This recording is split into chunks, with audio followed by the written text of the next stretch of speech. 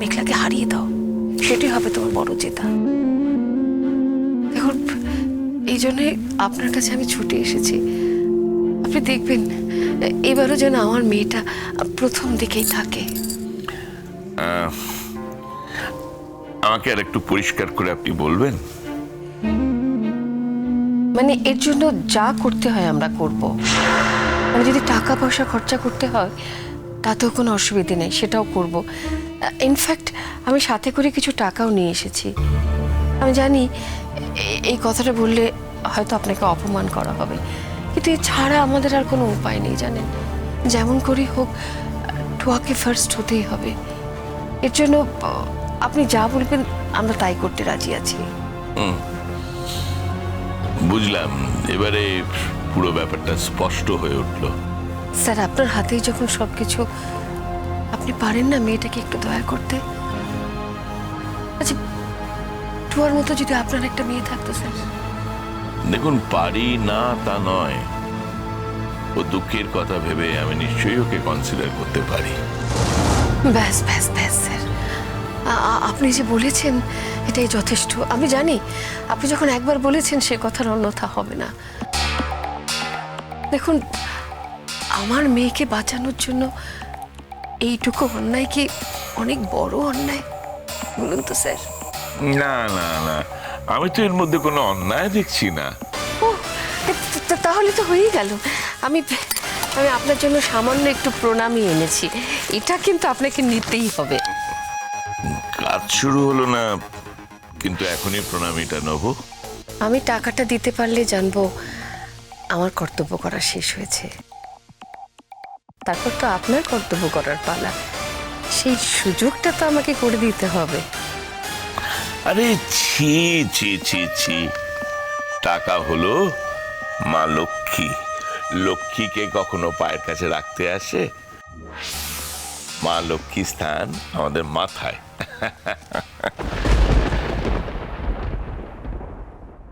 নয় ছয় করে কথা বলে এত সহজেই যে আমি বিচারক মশাইকে রাজি করে তুলতে পারবো সেটা তো বুঝিনি।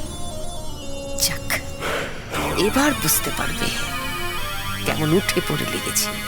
তুমি যে গুটি সাজাবে সে সুযোগই তোমার হাতে নেই, কারণ তুমি তো জানোই না আমি কোন চালে তোমাকে মারবো। আমাকে একটু ম্যানুপুলেট করতে হবে, এই তো? হ্যাঁ স্যার, এইটুকুই।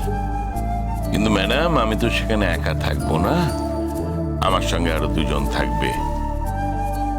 কাজে বিচারক হিসেবে তাদের উপর আমার কন্ট্রোল নাও থাকতে পারে। রাইট, সে চিন্তা আমারও। তাই আমি ভাবছিলাম আরো একজনকে যদি আমি কনভিন্স করাতে পারি তাহলে ফাইনালের রেজাল্টটা টুয়ার দিকেই যাবে। আপনি সেই পথে এগিয়েছেন? মানে তাদের কারোর সঙ্গে কথা হয়েছে আপনার? না না না, আমি প্রথমে ছুটে এসেছি আপনার কাছে। আপনি একজন নামী মানুষ, আপনাকে নামে চিনি, আপনার কাজ দিয়ে চিনি। ভাবলাম আমার মেয়ের কথাগুলো যদি আপনাকে খুলে বলি তাহলে বুঝতে পারবেন যে মেয়েটা কত কষ্টে আছে। তাই তো মেয়েকে নিয়ে আপনার কাছে ছুটে এসেছি। আপনার জামাই কি করেন? আমার জামাইকে আপনি চিনতেও পারেন, ও হচ্ছে হার্ট সার্জন ডক্টর অনুরাগ ব্যানার্জি। আরে বাবা, হ্যাঁ আমি বিলক্ষণ চিনি। না মানে আমি অন্তত নামে চিনি। উনি তো খুব খ্যাতিমান মানুষ, তাই না? হ্যাঁ, খ্যাতিমান মানুষ হতে পারে, কিন্তু মানুষটা যে ভালো নয় সেটা বলে গেলাম। দেখুন, আমার মেয়ের সামনে সারাটা জীবন পড়ে আছে, একটা গোটা জীবন। আমরা তো সারা জীবন ওর পাশে থাকবো না। কি একা মেয়ে, কোথায় থাকবে, কি করবে, কার কাছে গিয়ে পড়বে, এসব ভেবে রাতে আমাদের ঘুম আসে না। দাঁড়ান দাঁড়ান, একসঙ্গে এত কথা আপনি ভাবতে যাবেন না, এক এক করে ভাবুন। দেখুন, এখন আমাদের প্রথম ভাবনা হলো টুয়ার গান। ফাইনালি ও যাতে স্বর্ণকণ্ঠ প্রতিযোগিতায় ওই খেতাবটা জিততে পারে, আমি তার ব্যবস্থা নিশ্চয়ই করব। ওই তো টুয়া মা এসে গেছে, এসো মা। আমাদেরও কাজ শেষ হয়ে গেছে, এবার তো যেতে হবে। হ্যাঁ মণিমা। এসো মা, এসো এসো।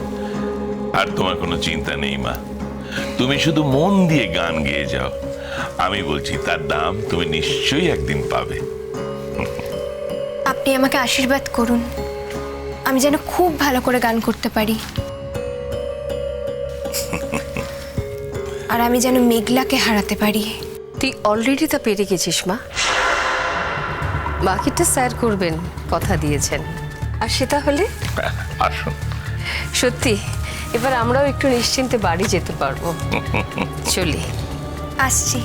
এসো মা, এসো এসো। তাহলে ওই দিন আপনার সাথে দেখা হচ্ছে। হ্যাঁ অবশ্যই। নমস্কার।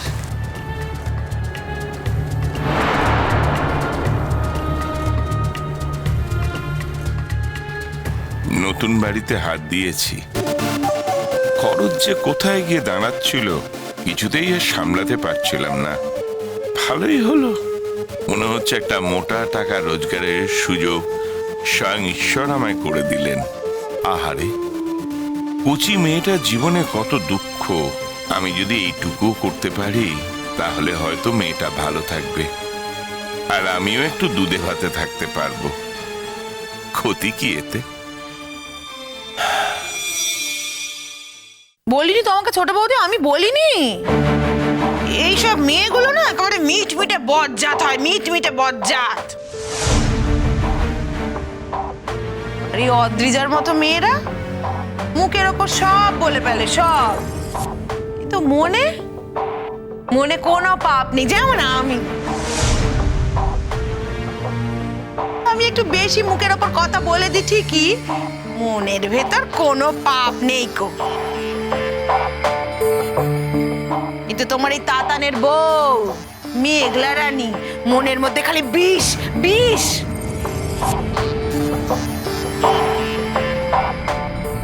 পিসিমণি, তবুও তো আমি আমার বিষ আমার নিজের মধ্যে রেখেছি, তোমাদের উপর কখনো ঢালিনি। অথচ তোমরা দিনের পর দিন নিজেদের বিষ আমার উপর ঢেলে গেছো। সেই বিষের জন্য আমাকে ঠিক গান গাওয়ার আগে হসপিটালে ডাক্তারের চেম্বারে কাটাতে হয়েছে। ঘটনাটা কি এত সহজে এত তাড়াতাড়ি ভুলে গেলে? তার মানে তুমি কি বলতে চাইছো? সেসব কাজ আমি করেছি? আমি নিজের প্রশ্নের উত্তর তো নিজেই দিয়ে দিলে পিসিমণি, এই বিষয়ে আমি আর কোনো কথা বলতে চাই না। দাঁড়াও দাঁড়াও দাঁড়াও, অনেক তো লম্বা চওড়া কথা বলতে শিখেছ, আমার প্রশ্নের উত্তর দাও তো। হ্যাঁ ভালো জেঠু, বলো। তুমি কেন গোপন করে গেলে যে তাতানের ওই প্রোগ্রামেই তুমি গান গাইতে যাচ্ছ? তুমি কি ভেবেছিলে যে তোমার প্রোগ্রামটা আমরা বানচাল করে দেবো? ছি ছি ভালো জেঠু, আমার বাবির পরে কাউকে যদি আমি সব থেকে বেশি সম্মান করে থাকি তাহলে সেটা তুমি। তোমার মুখ থেকে এই কথাগুলো শুনতে ভালো লাগছে না ভালো জেঠু। আমি তোমায় সত্যি বলছি, আমি জানতাম না ওটা অনুরাগের প্রোগ্রাম। মিথ্যে কথা? তুই ডাহা মিথ্যে কথা বলছিস মেঘলা।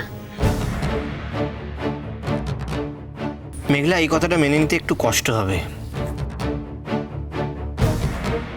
তুমি কিছুই জানতে না এটা তো হতে পারে না। মানে তুমি কি না জেনেই সই করেছিলে, না জেনেই প্রোগ্রামের জন্য টাকা নিয়েছিলে? বলো।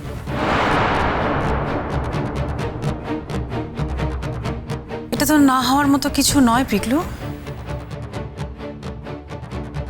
এমনটা তো হতেই পারে যে ওর নিজের প্রোগ্রাম আর তাতানের প্রোগ্রাম যে একই, সেটাও বুঝে উঠতে পারেনি।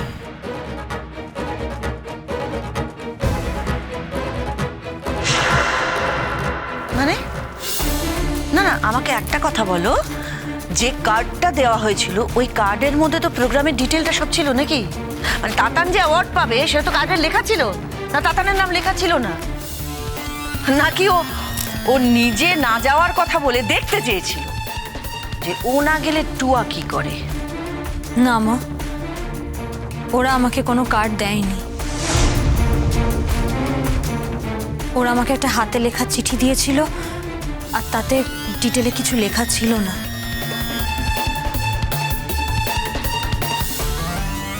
কিন্তু ওখানে যে ঘটনাটা ঘটলো তার কি খুব দরকার ছিল?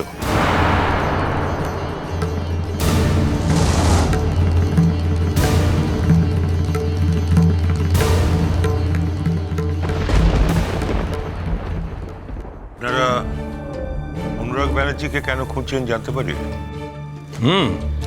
অনুরাগ ব্যানার্জির নামে অ্যারেস্ট ওয়ারেন্ট আছে।